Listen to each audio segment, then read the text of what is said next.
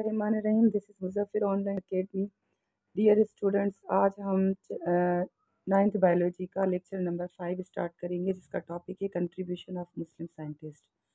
अब मुस्लिम साइंटिस्ट तो बहुत सारे हैं और उनकी कंट्रीब्यूशन बहुत ज़्यादा है साइंस में, लेकिन हमारे कोर्स में जो है वो 3 साइंटिस्ट दिए गए हैं और मोस्टली इनसे ही MCQs या क्वेश्चंस आते हैं। छोटा सा टॉपिक है लेकिन इम्पॉर्टेंट टॉपिक है, तो इसे अच्छे तरीके से आप जो है वो रीड करिएगा और MCQs इससे ज़्यादा से ज़्यादा जो है वो निकलते हैं। तो सबसे पहले जाबिर बिन हयान पे आ जाते हैं। ये साइंटिस्ट था, मुस्लिम साइंटिस्ट था। 1721 से 1850 तक AD यानी आफ्टर डेथ का ये इसका पीरियड है।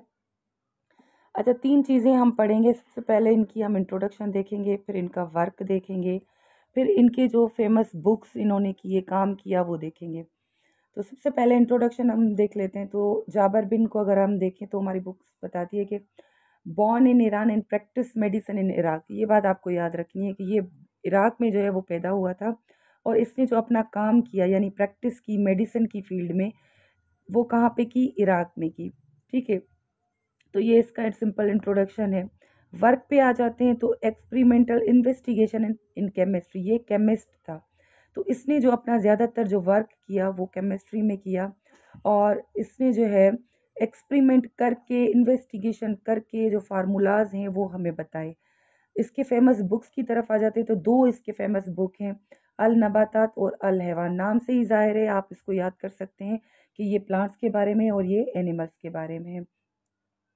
ज़्यादातर MCQs में जो है वो पूछते हैं कि इनके फेमस बुक्स पूछते हैं। ठीक है, इनका इंट्रोडक्शन वगैरह पूछ लेते हैं या फिर ये जो टाइम पीरियड होता है इनका वर्क का आफ्टर डेथ, ये पूछ लेते हैं। ठीक है, सेकंड जो है वो हमारे पास है अब्दुल मलक असमई। अब्दुल मलक असमई जो है, इसका टाइम पीरियड जो है वो 7, कहीं पे 40 लिखा हुआ है, कहीं पे 41, तो दोनों आ सकते हैं, आप इसमें कंफ्यूज ना हो। ठीक है, AD का मतलब वही कि आफ्टर डेथ।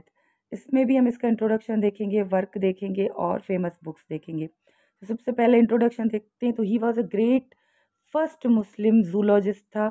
ये पहला मुसलमान साइंटिस्ट था जिसने एनिमल्स की स्टडी जो है वो डिटेल में की, यानी इसने जो है एनिमल्स को डिटेल में स्टडी किया, काफ़ी सारे एनिमल्स को डिटेल किया। ये जूलॉजिस्ट था। वर्क इसने क्या किया? Detail study of animals. इसका जो काम था वो एनिमल्स के ऊपर था कि इसने एनिमल्स के बारे में काफ़ी सारे बुक्स लिखे और उनकी स्टडी की। अच्छा, इसकी कुछ फेमस बुक्स हैं जिनमें मोस्टली जो है वो MCQs आ जाते हैं। तो सबसे पहले अल इबिल, आपको नाम याद रखने हैं और फिर पूछ लेते हैं कि ये बुक जो है ये किस बारे में लिखा गया है। तो अल इबिल जो है वो कैमल्स के बारे में लिखा गया है। अल शाद जो है वो शीप के बारे में लिखा गया है। अल वूश जो है वो वाइल्ड एनिमल्स यानी जंगली जो जानवर होते हैं उसके बारे में। खलकुल इंसान, अब आपको नाम से ही पता चल रहा है कि ये ह्यूमंस के बारे में इसने लिखा। तो फेमस बुक्स में से जो है MCQs आ जाते हैं। ठीक है, कि ये बुक्स जो है वो किसने लिखे थे? तो अब्दुल मलक असमई। ये भी क्वेश्चन इस तरह आ सकता है, या फिर किताब का पूछ सकते हैं कि ये किस जो है एनिमल्स के बारे में लिखे गए। तो आपको ये नाम्स जो हैं वो याद कर लेने हैं। ठीक है, नंबर 3 पे आ जाते हैं अबू अली सीना। अब अबू अली सीना जो है ये जो जो वेस्ट में जो साइंटिस्ट था, ये माना जाना अबू अली सीना जो है वो मुस्लिम साइंटिस्ट था। इसको फाउंडर ऑफ मेडिसिन कहा जाता है इन द वेस्ट। एवी सीना इन द वेस्ट भी इसको बोलते हैं, क्योंकि ये वहाँ पे जैसे इसको ऑनर में जो है इसकी इज्जत करते थे वहाँ पे। क्यों? क्योंकि इसको फाउंडर ऑफ मेडिसिन, क्योंकि इसने मेडिसिन के जो भी फार्मूलाज थे, ठीक है, वो इसने बनाए और मेडिसिन बना के दिखाई। इसको एविसीना इन द वेस्ट जो है वो कहते हैं। तो ये MCQs आता है कि एविसीना इन द वेस्ट जो है वो किसको कहा जाता है?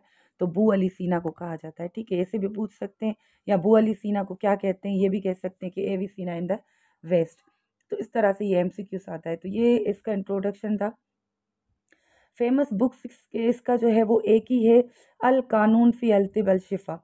अल कानून यानी एक होते हैं कैनिन। कैनिन जो होते हैं वो कवानीन, वो कानून। इसके जो फार्मूलाज थे, जो इसने मेडिसिन के फार्मूलाज बनाए थे, वो देखिए हमारे मुल्क में काफ़ी सारी ऐसी कंपनीज होती हैं, ऐसी इदारे हैं जहाँ पे जो भी मेडिसिन के फार्मूलाज हैं वो उनके ऊपर दर्ज हैं, यानी कानूनन वो जो है एक्सेप्टेबल है। अगर उनके फार्मूलाज के ख़िलाफ़ कोई खिलाफ वर्जी करता है या उनको गलत साबित करना चाहता है तो वो गलत है। इसके पास ऐसे समझे कि कानूनन जो है वो इनके फार्मूलाज जो थे वो अप्रूव थे। तो इसी तरह से ये जो इसको फाउंडर ऑफ मेडिसिन कहा जाता है और ये ग्रेट मुस्लिम था। वेस्ट में बहुत ही इसको ऑनर जो है वो दिया गया था। ठीक है, वर्क में यही वर्क अगर इसका हम देखें तो ये फिजिशियन था, यानी डॉक्टर भी था, एक फिजिशियन डॉक्टर था। एस्ट्रोनॉमर था, यानी सितारों का उलूम इसको पता था। ये पोइट भी था, अपनी ज़बान का, अपनी लैंग्वेज का ये पोइट भी था, शायर भी था। ये फिलोसोफर भी था, यानी ये फिलोसफी भी करता था, फिलोसोफर था। ठीक है, ये प्लेंटियोलॉजिस्ट भी था, यानी जो है इसने फॉसिल वगैरह की स्टडी भी की हुई थी।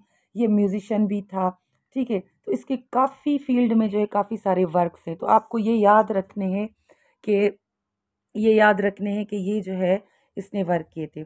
Thank you student, hope you all understand my lectures. Please इसको रिमेंबर करिएगा क्योंकि ये इंपॉर्टेंट टॉपिक है फॉर दी एमसीक्यूज़। अगर कोई बात समझ में नहीं आए तो आप कमेंट में पूछ सकते हैं।